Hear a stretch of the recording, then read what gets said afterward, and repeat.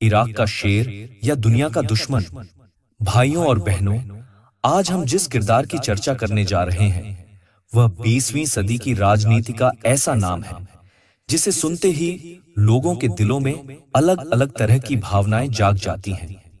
कोई उसे जालिम कहता है, कोई उसे एक बहादुर शासक कहता है जिसने अपने मुल्क की इज्जत के लिए बड़े बड़े ताकतवर देशों से टक्कर ली, और कोई उसे एक ऐसा नेता मानता है जो अगर अरब जगत को एक झंडे के नीचे ला देता तो शायद इतिहास का नक्शा ही बदल जाता।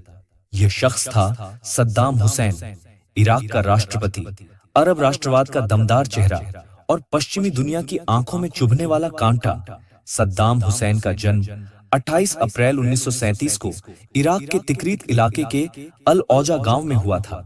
बचपन गरीबी और मुश्किलों में बीता। पिता की गैर मौजूदगी और मां की तंगी ने उसे बहुत छोटा होने पर ही समझा दिया था कि जिंदगी आसान नहीं है, लेकिन इसी सख्ती ने उसमें जज्बा और हिम्मत पैदा की। कम उम्र में ही उसने अपने मामा खैरुल्लाह तलफाह के घर में परवरिश पाई, जिन्होंने उसे राजनीति, अरब राष्ट्रवाद और ताकत की अहमियत समझाई। धीरे धीरे यह बच्चा बड़ा होकर बाथ पार्टी का हिस्सा बना, एक ऐसी राजनीतिक ताकत जिसका मकसद था पूरे अरब जगत को पश्चिमी गुलामी और औपनिवेशिक ताकतों से आजाद कराना। सद्दाम ने शुरू से ही अपने कड़े स्वभाव और बेखौफ अंदाज से सबका ध्यान खींचा। वह न सिर्फ एक जुझारू इंसान था, बल्कि उसके अंदर एक योद्धा की तरह सोचने की क्षमता थी।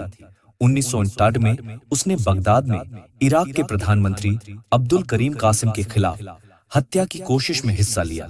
यह मिशन नाकाम रहा, लेकिन सद्दाम की हिम्मत और जज्बा सामने आ गया। गिरफ्तारी से बचने के लिए वह सीरिया और मिस्र चला गया, जहां उसने बाथ पार्टी के नेताओं से मुलाकात की और अरब राष्ट्रवाद की तालीम हासिल की। फिर 1968 में इराक में बाथ पार्टी ने तख्ता पलट किया और सत्ता अपने हाथ में ले ली। यहीं से सद्दाम हुसैन के सितारे बुलंदी की तरफ बढ़ने लगे। पहले वह अहम पदों पर रहा, फिर धीरे धीरे उसने इराक की सारी ताकत अपने हाथ में केंद्रित कर ली। 1969 में उसने बाकायदा राष्ट्रपति बनकर पूरे इराक की कमान संभाल ली। अब यह शख्स सिर्फ इराक का नेता नहीं, बल्कि अरब दुनिया की उम्मीद बन चुका था। सद्दाम हुसैन ने सत्ता संभालते ही अपने मुल्क में बड़े बड़े प्रोजेक्ट शुरू किए। शिक्षा, स्वास्थ्य और बुनियादी ढांचे में जबरदस्त सुधार किए। इराक में तेल की दौलत का इस्तेमाल उसने आम लोगों के लिए किया। गरीबी घटाई, स्कूल, यूनिवर्सिटी और अस्पताल बनाए और इराक को पूरे अरब जगत का एक मजबूत देश बना दिया। यह वह दौर था जब पूरे अरब में लोग उसे एक उम्मीद की नजर से देखने लगे थे। लेकिन सद्दाम हुसैन सिर्फ तरक्की करने वाला नेता नहीं था, वह जंगजू भी था। उसके दिल में ख्वाहिश थी कि अरब एक हों और पश्चिमी दुनिया को दिखा दें कि यह जमीन गुलामी के लिए नहीं बनी है। 1980 में सद्दाम हुसैन ने ईरान के खिलाफ एक लंबी जंग छेड़ दी। यह जंग 8 साल तक चली। दोनों तरफ लाखों लोग मारे गए, लेकिन सद्दाम ने पूरी दुनिया को दिखा दिया कि इराक एक छोटा मुल्क होकर भी ईरान जैसी ताकत से जंग कर सकता है। इस जंग ने उसे अरब दुनिया में हीरो बना दिया, लेकिन साथ ही साथ यह जंग इराक की अर्थव्यवस्था पर भारी बोझ बन गई। तेल की कमाई जंग में खर्च हो गई, लाखों जवान मारे गए। फिर भी सद्दाम का हौसला टूटा नहीं। उसने जंग के बाद फिर से इराक को खड़ा किया, लेकिन इतिहास को शायद यही मंजूर था कि सद्दाम हमेशा जंग और टकराव में ही उलझा रहे। 1990 में सद्दाम हुसैन ने एक और बड़ा कदम उठाया। इस बार उसने अपने पड़ोसी देश कुवैत पर हमला कर दिया। उसने कहा कि कुवैत तेल चोरी कर रहा है और इराक की अर्थव्यवस्था को तबाह कर रहा है। कुवैत पर कब्जा करते ही पूरी दुनिया उसके खिलाफ खड़ी हो गई। अमेरिका ने सऊदी अरब और दूसरे अरब मुल्कों के साथ मिलकर ऑपरेशन डेजर्ट स्टॉर्म शुरू किया और इराक की फौज को पीछे हटने पर मजबूर कर दिया। यह सद्दाम के लिए एक बड़ा झटका था, लेकिन उसने हार मानना नहीं सीखा था। उसने अमेरिका और पश्चिमी ताकतों के खिलाफ डटकर खड़े होने का ऐलान कर दिया। उसने खुलेआम कहा कि अरब मुल्कों को अमेरिका की गुलामी छोड़कर अपनी आजादी और इज्जत के लिए लड़ना चाहिए। यही बातें उसे पश्चिमी मीडिया में खलनायक बना देती थीं।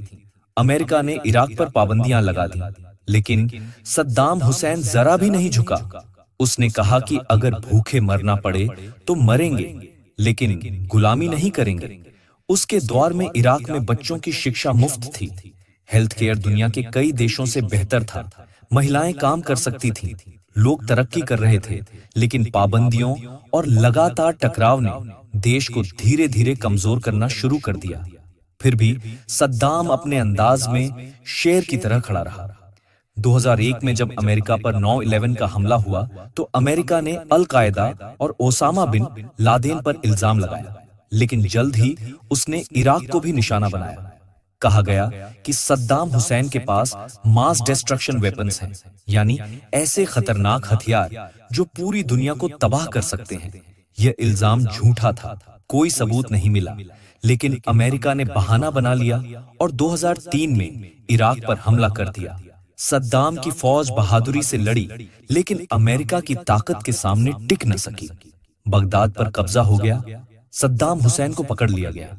यह वह लम्हा था जब दुनिया ने एक बहादुर शासक को शिकस्त खाते देखा, लेकिन सद्दाम हुसैन का अंदाज आखिरी सांस तक वैसा ही रहा। अदालत ने उसे फांसी की सजा सुनाई और 30 दिसंबर 2006 को उसे फांसी दे दी गई। कहते हैं कि जब उसे फांसी पर ले जाया जा रहा था तो उसने आंखों पर पट्टी बांधने से इनकार कर दिया और अल्लाहू अकबर का नारा लगाते हुए शहादत को गले लगाया। यह नजारा उसके दुश्मनों के लिए भी हैरत का सबब बन गया, क्योंकि सद्दाम मौत से भी नहीं डरा। उसकी मौत के बाद इराक तबाह हो गया, अमेरिका ने कब्जा कर लिया, फसाद फैल गए। लेकिन आज भी लाखों लोग कहते हैं कि अगर सद्दाम होता तो इराक कभी गुलाम ना होता। उसके समर्थक कहते हैं कि वह सिर्फ इराक का नहीं बल्कि पूरे अरब जगत का लीडर था, जिसने अमेरिका और उसके साथियों के सामने झुकने से इनकार किया। चाहे उसकी गलतियां कितनी भी रही हो, चाहे उसने कितनी भी सख्ती दिखाई हो, लेकिन एक बात तय है कि सद्दाम हुसैन जैसा बहादुर शासक इतिहास में बहुत कम पैदा हुआ है। वह आखिरी सांस तक इराक की आजादी और अरब की इज्जत के लिए लड़ा, और यही वजह है कि उसका नाम हमेशा जिंदा रहेगा। आज भी जब लोग मध्य पूर्व की तबाही देखते हैं तो कहते हैं कि काश सद्दाम हुसैन होता तो हालात ऐसे न होते। और यही एक शासक की सबसे बड़ी पहचान होती है कि मौत के बाद भी लोग उसे याद करें, उसकी बहादुरी और उसकी शख्सियत से सीख लें।